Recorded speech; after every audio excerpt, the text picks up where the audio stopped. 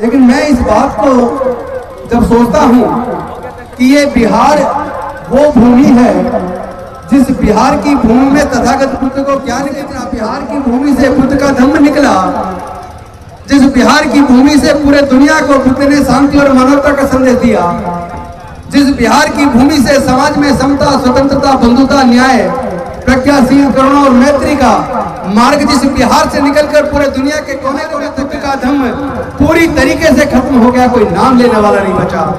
आखिर इसका कारण क्या है? आखिर इसका कारण क्या है? उत्तर प्रदेश के अंदर लोग बौद्ध बने, राजस्थान के अंदर, मध्य प्रदेश के अंदर, महाराष्ट्र के अंदर, तमिलनाडु के अंदर, कर्नाटक के अंदर, तेलंगाना के अंदर, जहां देखो बौद्ध धर्म बढ़ता जा रहा है। फिर बिहार जहां से बुद्ध को ज्ञान की प्राप्ति हुई, जहां बुद्ध का धम्म पैदा हुआ, पनपा, वहां से बुद्ध का धम्म कहां मिला? मैं इस सवाल का जवाब अपने बिहार के लोगों से पूछने आया हूं। इसका जवाब तो मैं लेके जाऊंगा। और मुझे ये बात सोच के हैरत होती है, अपने बाप को बाप कहने में शर्माते हो और दूसरे के बाप को बाप कहने में गर्व महसूस करते हो। आपको आपसे पूछना चाहता हूँ, ये बात तो डॉक्टर बाबा साहब ने कहा था, मैं भारत को बौद्ध में करूंगा। 22 प्रतिज्ञाएं डॉक्टर बाबा साहब अम्बेडकर देकर गए, और हमने जब 5 अक्टूबर 2022 को 22 प्रतिज्ञाएं ली, बौद्ध धर्म की दीक्षा ली, हमने तो डॉक्टर बाबा साहब अम्बेडकर के कहने मंत्री रहो या फिर बाबा साहब का ये मिशन चलाओ, बुद्ध का मिशन चलाओ। हमने कहा ये पकड़ो अपना इस्तीफा, ये कैबिनेट मंत्री का पद रखो तुम, हम डॉक्टर बाबा साहब अम्बेडकर का मिशन चलाएंगे। मानिए मन इतना प्रफुल्लित है, वो कुर्सी मुझे बहुत छोटी लगती है जब मैं अपने समाज के बीच जाता हूँ, समाज के दुख दर्द को समझता हूँ, भाइयों के साथ बैठता हूँ, उनके साथ दुख दर्द की चर्चा करता हूँ, उनके जब हक अधिकार की लड़ाई लड़ता हूँ तो मुझे गौरव को बीते हो। ऐसे अंधविश्वास, पाखंडवाद वाली इस सामाजिक व्यवस्था, वर्ण व्यवस्था को लात मार दो और अपने बुजुर्गों की सांस्कृतिक विरासत बुद्ध के धम्म में घर वापसी करो। हम भारत को बौद्ध में बनाएंगे। बौद्ध का मतलब धर्म से नहीं है, बौद्ध का मतलब धर्म में बहुत बड़ा अंतर है। धर्म चलता है धर्म शास्त्र से, धर्म चलता है अंधविश्वास, पाखंडवाद से, धर्म चलता है ऊंच नीच से, छुआछूत से, और धर्म चलता है वैज्ञानिक दृष्टिकोण से, समता, स्वतंत्रता, बंधुता और न्याय से। शिक्षा को इतना महंगा कर दो कि पैसे के अभाव में ये लोग अपने आप पढ़ाई छोड़ दें। पढ़ाई छोड़ देंगे तो मजदूर बनेंगे, मजदूर बनेंगे तो मजबूर हो जाएंगे, और मजबूर हो जाएंगे तो फिर से हमारे गुलाम हो जाएंगे।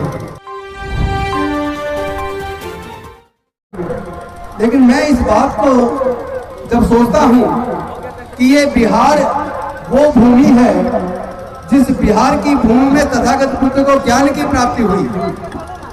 जब वो सिद्धार्थ गौतम थे और यहाँ उन्होंने तप किया, और उनको उसके बाद जब ज्ञान की प्राप्ति हुई, जिस भूमि से, जिस बिहार की भूमि से बुद्ध का धम्म निकला, जिस बिहार की भूमि से पूरे दुनिया को बुद्ध ने शांति और मानवता का संदेश दिया, जिस बिहार की भूमि से समाज में समता, स्वतंत्रता, बंधुता, न्याय, प्रज्ञाशील, करुणा और मैत्री का मार्ग जिस बिहार से निकलकर पूरे दुनिया के कोने कोने तक गया, उसी बिहार में बुद्ध का धम्म पूरी तरीके से खत्म हो गया, कोई नाम लेने वाला नहीं बचा। आखिर इसका कारण क्या है? आखिर इसका कारण क्या है? उत्तर प्रदेश के अंदर लोग बौद्ध बनते जा रहे हैं, गुजरात के अंदर, राजस्थान के अंदर, मध्य प्रदेश के अंदर, महाराष्ट्र के अंदर, तमिलनाडु के अंदर, कर्नाटक के अंदर, तेलंगाना के अंदर, जहां देखो बौद्ध धर्म बढ़ता जा रहा है। फिर बिहार जहां से बुद्ध को ज्ञान की प्राप्ति हुई, जहां बुद्ध का धम्म पैदा हुआ, पनपा, वहां से बुद्ध का धम्म कहां विलुप्त हो गया? मैं इस सवाल का जवाब अपने बिहार के लोगों से पूछने आया हूं। इसका जवाब तो मैं लेके जाऊंगा। और मुझे ये बात सोच के हैरत होती है, अपने बाप को बाप कहने में शर्माते हो और दूसरे के बाप को बाप कहने में गर्व महसूस करते हो। आपको शर्म नहीं आती? अरे कभी आपने सोचा है आपने हजारों साल की गुलामी क्यों झेली? कौन से कारण हैं? हमारे समाज के लोग खेत की जमीन के मालिक क्यों नहीं बन पाए? हमारे समाज के लोग व्यापारी क्यों नहीं बन पाए? हमारे समाज के लोग बड़े बड़े स्कूलों के, कॉलेजों के, अस्पतालों के मालिक क्यों नहीं बन पाए? हमारे समाज के लोग उद्योगपति क्यों नहीं बन पाए? हमारे समाज के लोग कारखानों के मालिक क्यों नहीं बन पाए? हमारे समाज के लोगों के पास जमीन क्यों नहीं है? एक व्यक्ति है जिसके पास हजारों हजारों एकड़ जमीन है, और एक हमारे समाज के लोग हैं जिसके पास एक गज जमीन नहीं है। मैं पूछना चाहता हूं आप सबसे, खेत की जमीन क्या कोई अपनी मां के पेट से लेकर पैदा हुआ है? बताइए आप लोग, क्या खेत की जमीन कोई अपनी मां के पेट से लेकर पैदा हुआ है? फिर वो खेत की जमीन के मालिक क्यों है, और हमारा और आपका हक किसने खाया है? कभी इस बारे में अध्ययन करिए कि हम व्यापारी क्यों नहीं बन पाए हैं, हम जमीन के मालिक क्यों नहीं बन पाए, हम संपत्ति के मालिक क्यों नहीं बन पाए। तो पता लगेगा, आप जब इतिहास को पढ़ेंगे, मनुस्मृति को पढ़ेंगे, तो मनुस्मृति ने हमें अछूत बना दिया। हमारे पढ़ने लिखने पर धार्मिक बंदिश लगा दी, हमारे व्यापारी बनने पर धार्मिक बंदिश लगा दी, हमारे संपत्ति अर्जित करने पर धार्मिक बंदिश लगा दी। उस धार्मिक बंदिश की वजह से हमारे लोग पढ़ नहीं पाए तो ज्ञान से वंचित हो गए।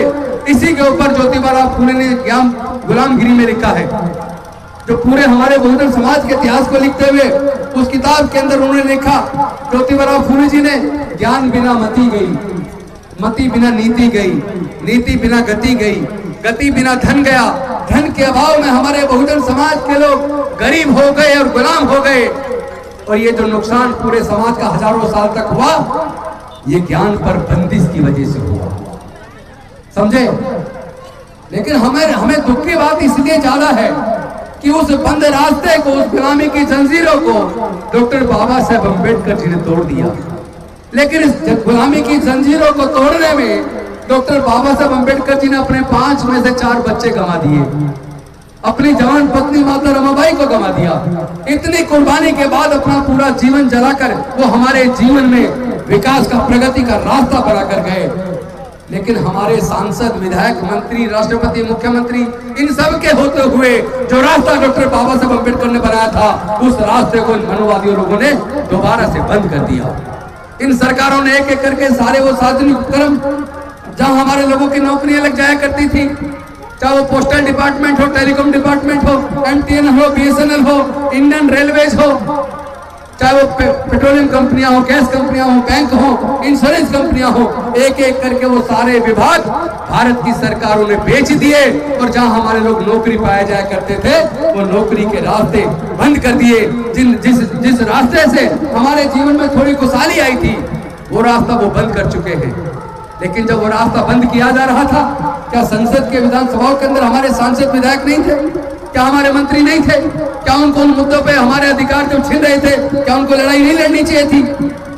हमारे पढ़े लिखे लोगों ने, क्योंकि डॉक्टर बाबा साहब अम्बेडकर तो समाज में से doctor, engineer, collector, scientist, professor, MP, MLA, मंत्री, संतरी सब कुछ बना गए। लेकिन इन सबके रहते हुए चूंकि इन सबने समाज को धोखा दिया, जब सब कुछ छिन रहा था, इन्हें रोड पे आकर लड़ाई को लड़ना चाहिए था, इन्हें संसद के अंदर, विधानसभाओं के अंदर लड़ाई को लड़ना चाहिए था, इनको हमारे अधिकारों को सुरक्षित करने के लिए, अपनी कुर्बानी देने के लिए आगे आना चाहिए था।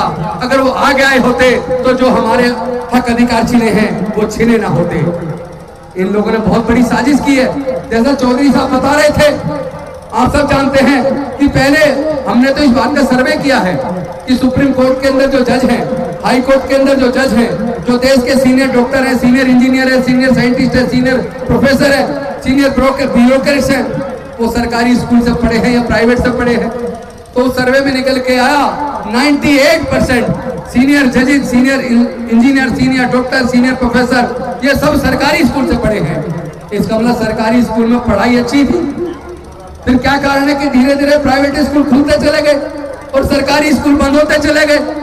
और प्राइवेट स्कूल में इतनी ज्यादा फीस का खर्चा है कि 2 बच्चों को अगर सरकारी स्कूल छोड़ के प्राइवेट में पढ़ाना पड़ जाए तो जितना हमारा पूरा परिवार कमा के लाता है, 2 बच्चों की प्राइवेट स्कूल की पढ़ाई में खर्च हो जाएगा। पैसे के अभाव में हमारे लोग मजबूरी में अपने बच्चों को सरकारी स्कूल में पढ़ाते। सरकारी स्कूलों को उन्होंने तबाह कर दिया।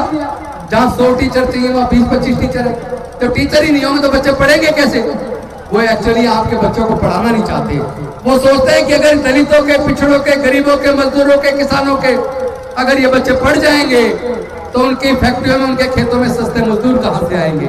उन्हें सस्ते मजदूर चाहिए। वो हमारे समाज के बच्चों को सस्ते मजदूर के रूप में पैदा करना चाहते हैं। इसलिए हमें इस लड़ाई को लड़ना पड़ेगा और ये रास्ता बुद्ध के धम्म से निकलता है। बेशक बुद्ध ने शांति और मानवता का संदेश दिया, जब शांति और मानवता का संदेश देने की बात आए, जब समाज को जोड़ने की बात आए, जब देश को आगे ले जाने की बात आए, तो हम हाथ जोड़कर बात करेंगे। लेकिन हमारी बहन बेटी की तरफ आंख दिखाएंगे तो हम हाथ मरोड़ने का भी काम करेंगे।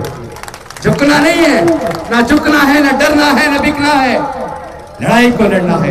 ये न्याय की लड़ाई है।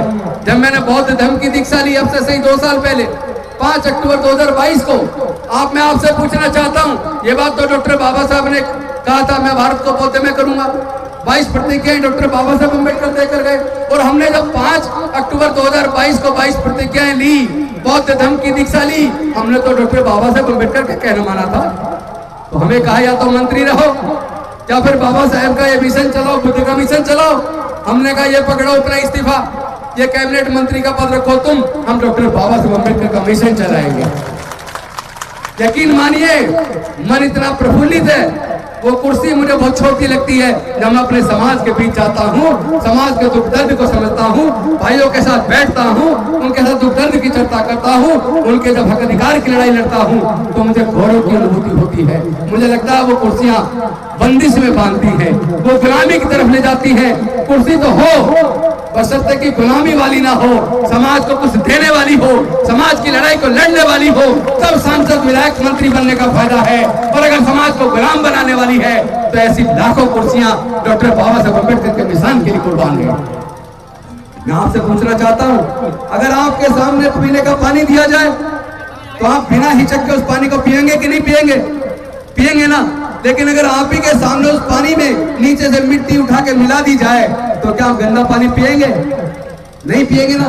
तो ये जो पानी आप पी रहे हैं, जिसमें गंदी मिट्टी रूपी अंधविश्वास पाखंडवाद मिला हुआ है, जिसमें आपके हजारों साल की कुर्बानी मिली हुई है, जिसमें आपके बुजुर्गों का खून मिला हुआ है, उस पानी को आप क्यों पीते हो? ऐसे अंधविश्वास पाखंडवाद वाली इस सामाजिक व्यवस्था, वर्ण व्यवस्था को लात मार दो और अपने बुजुर्गों की सांस्कृतिक विरासत बुद्ध के धम्म में घर वापसी करो। हम भारत को बौद्ध में बनाएंगे। बौद्ध का मतलब धर्म से नहीं है, बौद्ध का मतलब धम्म से है, और धम्म में और धर्म में बहुत बड़ा अंतर है। धर्म चलता है धर्म शास्त्र से, धर्म चलता है अंधविश्वास पाखंडवाद से, धर्म चलता है ऊंच नीच से, छुआछूत से, और धम्म चलता है वैज्ञानिक दृष्टिकोण से, समता, स्वतंत्रता, बंधुता और न्याय से धम्म चलता है।